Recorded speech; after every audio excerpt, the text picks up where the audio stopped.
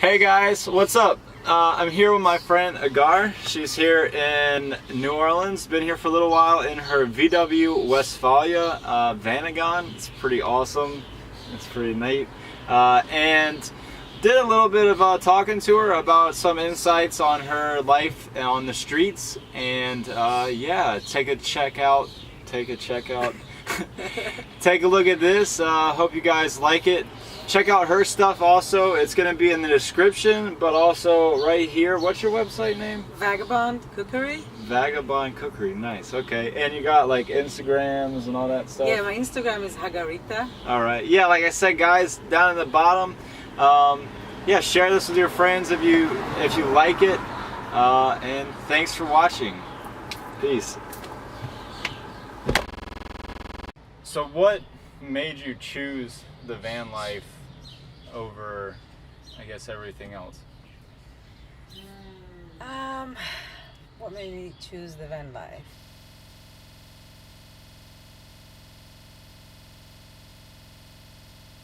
I think the price of rent in New York City. Yeah. Mostly. Okay. I was at a point where I didn't want to live with roommates anymore. Yeah. But I couldn't afford not to. And then a friend showed me a picture of one of these vans I didn't even know they existed. I saw a picture with a popped up, and I was like, okay, this is what I need to get. This is what I need to get. Also, I think I've been traveling so much, and like traveling with a bag all the time kind of felt like I'm tired of unpacking and packing and living in other people's spaces, or like in different spaces. I want a space that is my own, but I don't necessarily want to stop traveling. Right. And so this was just kind of like the natural progression of it. Yeah. That's awesome. How long have you been living this lifestyle? Like, I bought the car in June last year. Okay, of 2015? Yeah. Okay. June 2015. And prior to that, what were you? Prior to that, I've been going back and forth between the Hamptons in New York, working in the summer, and then usually living a few months in New York, and then flying to Mexico and living in Mexico for a few months, and then coming back. It was kind of like 3.5 months in the Hampton, a few more months in New York, 4 to 5 months in Mexico, Right. and kind of back. But it was all done flying. So I bought it in June. I lived in it over the summer, and then I got really lucky when I was in New York, and I was blessed with this like space to live in. So I didn't live in it in New York City, but I left New York in December, and been driving around. That's awesome. Since December, yeah. So 4 months now. So what are your, not really immediate plans, but what are you having in store for what you want to do with your travels and stuff? Well, my all-time dream has been driving down to Patagonia, the tip of Argentina and Argentina and Chile. So that's like the grandeur.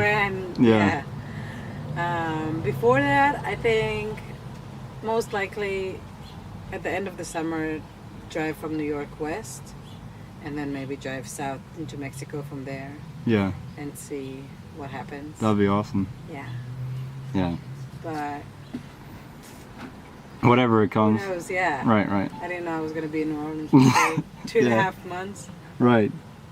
So with that, okay, so what are your opinions about New Orleans so far? What do you I like it. You like it a lot? Yeah. I mean, I've been hanging out here, having a good time. It's a little swampy for my liking. Yeah. I feel like I want something a little drier. But I really like it. I mean, it's a really fun city to be in, just to be around, and so much good food and happy people around. And music, and yeah, it's great. That's sweet. Yeah, because that's what a lot of people, they have, either they love it or hate it, you know, and so it's like there's a really big kind of, like a middle ground to be had that I think a lot of people miss out on. Like, to learning how to like work with the city. Yeah. You know, because this city can do a lot of shit to people. It will mess you up. You know. Yeah, I think coming from 8 years in New York. Oh yeah, you're kind of. This is chill. This is super chill. It's small and it's like way laid back than New York. Yeah. Also, not having to pay rent makes life so much easier. A lot of freedom. Yeah. What so far was the most valuable / important thing that you've learned so far, like with this journey? In this journey? Yeah. To be very lenient with my plans. That's a good one. That you can have an idea of what you want to do, but the most important part is allowing things to just happen. Right. And when shit happens and it looks like the end of the world, just smile with it and let it be whatever it is. When my car broke down that Sunday, I was so sad. I was like the end of the world for a day. Yeah. And then it turned into this beautiful 2.5 months of like loving it in New Orleans. Right. So that first week that you were here is because your truck was messed up, right? Yeah. Yeah. That's crazy. I mean, I was coming here. I wanted to be here for a minute, but I made plans to cross the border into Mexico 2 weeks later. I was gonna meet a friend at the border, or in San Antonio, in fact, and drive over the border together. Oh, okay. And yeah, that never happened. Right. So yeah, you know. Sometimes shit happens. Huh? Just let things be what they are and enjoy the journey. So, okay, so you say you traveled up from New York and stuff, but where are you from, like, I guess, originally? Well, I was born in Israel. Okay. Yeah, I grew up in Israel. Came here when I was, right before I turned 21, in 2003. Damn. Yeah. Okay. You were saying something, you did like your military service and something, because it's way different like than it is over here in the United States and stuff. In Israel, majority of people when they graduate high school, it's a mandatory military service for males, females. Right. Did that teach you anything about your independentness and stuff like that? Yeah, definitely. Yeah. I mean, it definitely toughens you up and make you more, I don't know. Not reliant, more of anything. Yeah, adaptable, and I feel like more resilient in so many ways. Like, you know. Sure. So, a lot of people always ask is what you do for money. That's like a big topic in the world of the alternative lifestyle, because that's everybody's goal is I don't want to work for a boss, and everything like that. So, what have you done that's like helps you with your lifestyle that allows you to live it in the way that you don't have to? Where's your happy medium with your work life? Well, so I found that I enjoy the most when I cook for a living. That's the job that's been my like happy to do it all the time kind of thing. And I do different things. I cook for people in their homes, doing like small catering events. I cook in restaurants when that is what I need to do. Yeah. I've been really lucky with having a summer job that I constantly go back to, where I kind of cook full time for 14 weeks and then I'm free to do whatever I want. It's like a very seasonal thing, but yeah, I go around and I cook. People want to eat everywhere. Oh yeah, hungry people everywhere, and people are happy to pay money for good food. My dream of like long-term traveling situation will be to go around and cook at different spots, beautiful spots in nature, and just kind of have a set amount of seats where people buy into and come out for dinner in the middle of a forest and hang out and have a beautiful meal outside. That's awesome. I really like cooking. I really like cooking with fresh, good like produce. And, yeah. So, for me it's been cooking. I try not to work more than I am happy to be working. Mm-hmm. Yeah. So I'll be working for a while, and I like to break it up a lot. Like I'll work a few months. Yeah. And Right. take a break and however until you make enough money. Yeah. What you want. Yeah. And I mean, living this lifestyle allows you to not need so much money. Yeah, consistency also. I don't have a lot of space to have stuff, so I don't I don't go out and buy clothes and shoes and shit that Right. That I don't need.